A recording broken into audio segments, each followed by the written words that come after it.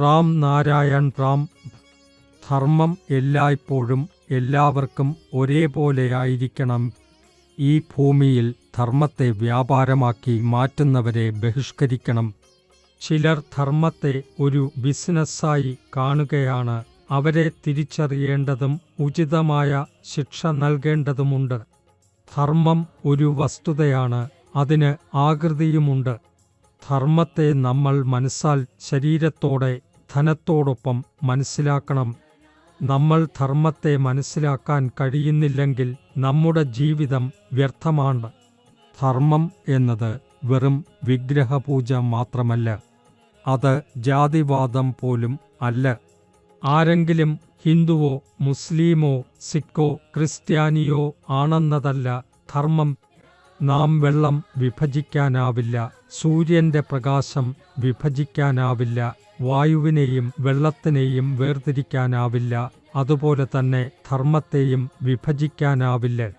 ഒരു മനുഷ്യൻ ധർമ്മത്തെ മുഴുവനായി ഉപേക്ഷിച്ചാൽ അതിൻ്റെ ശരീരത്തിനും അസ്തിത്വമുണ്ടാകുമോ? നമ്മുടെ ശരീരമേ നമ്മുടെ യഥാർത്ഥ ധർമ്മം. നമ്മുടെ ശരീരം രൂപം കൊണ്ടത് 5 തത്വങ്ങളിൽ നിന്നാണ്. അവയാണ് എല്ലാം. അവയെ ഒഴിവാക്കിയാൽ യഥാർത്ഥ ധർമ്മമുണ്ടാകില്ല. ഈ യഥാർത്ഥ ധർമ്മം കൊണ്ടാണ് നമ്മുടെ ശരീരം നിർമ്മിക്കപ്പെട്ടത്. നമ്മുടെ ശരീരമൊട്ടും ധർമ്മത്തിൻ്റേതാണ്. ഭൂമി ഒന്നാണ്, ആകാശവും ഒന്നാണ്. അതിനാൽ നമുക്ക് ഉടമസ്ഥതാവകാശം ഉപേക്ഷിച്ച് ഒന്നായി ചേരേണ്ടത് അനിവാര്യമാണ്. എല്ലാവരും ഒന്നായിരിക്കണം. ജാതിയും മതവും കൂടിയുള്ള രാഷ്ട്രീയത്തിൽ നിന്നും ഉയർന്നു നിൽക്കണം. പ്രകൃതിയിൽ ഒരിക്കലും വൈഷമ്യം ഉണ്ടായിട്ടില്ല. ഈ ഭൂമിയിൽ ഏകദേശം 800 കോടി ആളുകളുണ്ട്.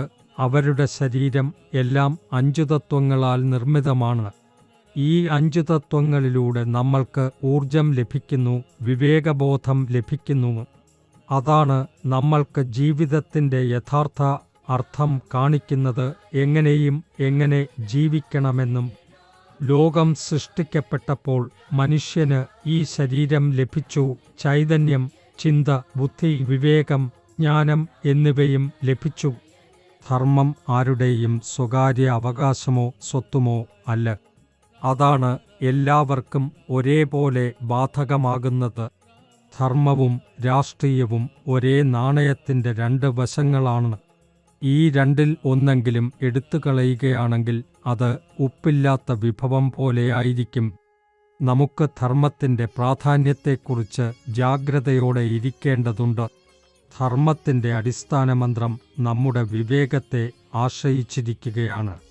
നമ്മൾ ഏറ്റവും ലളിതവും സഹജവുമായിരിക്കണം. വെള്ളവും വായുവും എങ്ങനെ ലളിതമാണോ അതുപോലെ നമ്മളും നമ്മുടെ ജീവിതത്തിൽ ആപേക്ഷികമായി പെരുമാറണം. വെള്ളവും വായുവും നമ്മൾ ആവശ്യമുള്ള പോലെ സ്വീകരിക്കുകയും ഒഴിവാക്കുകയും ചെയ്യാം. സമൂഹം ജാതിയും മതവും പേരിൽ ഭൂമിയെ നിരവധി ഭാഗങ്ങളായി വിഭജിച്ചിരിക്കുന്നു.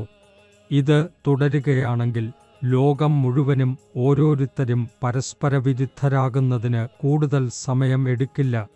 നമുക്ക് ശത്രുതയുടെ സന്ദേശം അല്ല, സ്നേഹത്തിൻ്റെ സന്ദേശം നൽകാൻ കഴിയുന്നവരാകണം. ഹൃദയത്തിൽ ദ്വേഷം അല്ല, സ്നേഹത്തിൻ്റെ വിത്തുകൾ നാം വിതയ്ക്കണം. നമ്മുടെ ഭാരതത്തിന് അവൻ്റെ ചുറ്റുമുള്ള എല്ലാവരെയും ഏകീകരിക്കാൻ കഴിയുന്ന അതിശയകരമായ ആത്മീയ ശക്തിയുണ്ട്. എന്നാൽ അതിനായി ആദ്യം നമുക്ക് തന്നെ തിരിച്ചറിയേണ്ടതുണ്ട്. നമ്മുടെ അന്തരാത്മാവിൻ്റെ ശബ്ദം കേൾക്കേണ്ടതുണ്ട്. നാം മറക്കാറുണ്ട്, നാം എല്ലാവരും 5 തത്വങ്ങളാൽ സൃഷ്ടിക്കപ്പെട്ടവരാണ്. നമ്മളെല്ലാവർക്കും ഒരേപോലെയുള്ള ഹൃദയവും മനസ്സുമുണ്ട്. എന്നാൽ നമ്മൾ അതിൽ നന്മ നിറയ്ക്കുന്നോ ദുർബോധങ്ങൾ നിറയ്ക്കുന്നോ എന്നത് നമ്മളിൽ നിന്നാണ് ആശ്രയിക്കുന്നത്. നാം പരസ്പരം ഒരാളുടെ നന്മ ആഗ്രഹിക്കാമോ അതോ ദോഷമോ ആഗ്രഹിക്കാമോ എന്നത് നമ്മുടേതാണ്. ഒരു വ്യക്തി റാം നാരായൺ റാമുമായി ബന്ധപ്പെട്ടാൽ അവൻ്റെ ജീവിതം സ്വാഭാവികമായി സമാധാനത്തിലേക്ക് മാറും. റാം നാരായൺ റാം ആളുകളോട് എപ്പോഴും പറയുന്നത് നിങ്ങളുടെ ചിന്തകൾ സദാ സാന്ദ്രമായിരിക്കട്ടെ. ജീവിതത്തിൽ നല്ല കാര്യങ്ങൾ ചെയ്യുക, കഴിയുന്നതത്രയും മറ്റുള്ളവരുടെ ഉപകാരത്തിന് കഴിയുക. റാം നാരായൺ റാമിൻ്റെ മുഖേന സമൂഹത്തിൽ പടർന്നു നിൽക്കുന്ന നെഗറ്റീവ് ഊർജങ്ങളെ ഇല്ലാതാക്കാനുള്ള ശ്രമങ്ങൾ എപ്പോഴും നടക്കുന്നു.